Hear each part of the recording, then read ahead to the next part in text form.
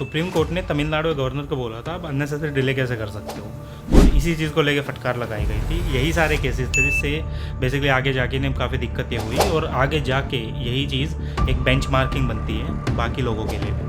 तो Supreme Court governor assent judgement आया है रिसेंटली, जिसमें सुप्रीम कोर्ट ने स्लैम किया है तमिलनाडु के गवर्नर को अनकॉन्स्टिट्यूशनल डिले के लिए, जो ग्रांट करता है एसेंट टू द 10 रीपास्ट बिल्स, जो डिमेन करता है एसेंट्स को और फिक्स करता है टाइम बाउंड प्रोसीजर्स को फ्यूचर आपके डिसीजंस के लिए। जजमेंट का नेम क्या है, state of Tamil Nadu versus governor of Tamil Nadu, और कॉन्स्टिट्यूशनल प्रोविजंस और गवर्नर का रोल क्या बोलता है इसमें। आर्टिकल 200 देखो, बिल जब प्रेजेंट होता है गवर्नर के पास तो वो पास किया जाता है स्टेट लेजिस्लेटर है, और जो गवर्नर के पास 4 ऑप्शन होते हैं, ग्रांट करना, विदहोल्ड करना और आपके रिटर्न करना बिल को रिकन्सिडरेशन के लिए, expect the money bills, and reserve bank of India reserve करना बिल को बेसिकली प्रेसिडेंट की कंसिडरेशन के लिए। जो प्रोविज़न है आर्टिकल 200 का ये बोलता है अगर बिल आपका रिटर्न और पास कर दिया गया है आपके लेजिस्लेटर के द्वारा तो गवर्नमेंट विद होल्ड नहीं कर सकती आपके एसेट को।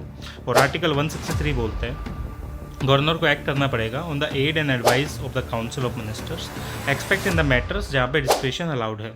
आर्टिकल 142 बोलता है कि ग्रांट करो आप सुप्रीम कोर्ट को the power to complete justice in any case, और जो इश्यूज़ हैं सराउंडिंग करते हैं गवर्नर्स के रोल के बिल के। कोई टाइमलाइन नहीं है आर्टिकल 200 में आपकी, जो गवर्नर का डिले है वो इंडेफिनेटली होता है आपका, और यही चीज़ पॉकेट वीटो बोलते हैं। पॉलिटिकली मिस यूज़ है इस चीज़ का, जो गवर्नर है अपोजिशन में और रूल करता है स्टेट को, और जो एक्यूज होता है डिले करने का legislation due to the political differences.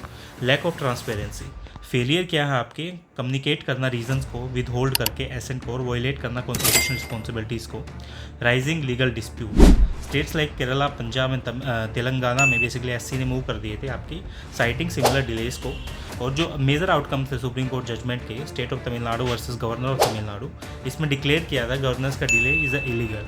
जो विद होल्ड और आपकी रेफरिंग बिल्स हैं प्रेसिडेंट के पास, वो आपकी रीएक्टमेंट होते हैं स्टेट्स असेंबलीज के द्वारा, जो अनकॉन्स्टिट्यूशनल है।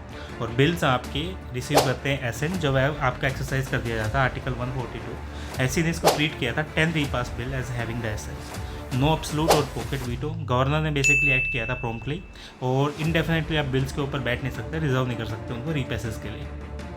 अब ये सारी चीज़ें यहाँ पे चली रही थी।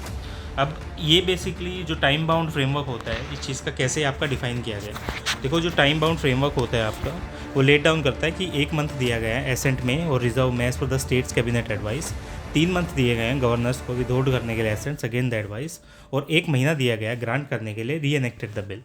3 मंथ मैक्सिमम होते हैं रिजर्व करने के लिए बिल को प्रेसिडेंट के लिए, और इसी चीज़ पर आप एक्ट करते हो कैबिनेट की एडवाइस के ऊपर, जो केसेस होते हैं under the second provision of article 200।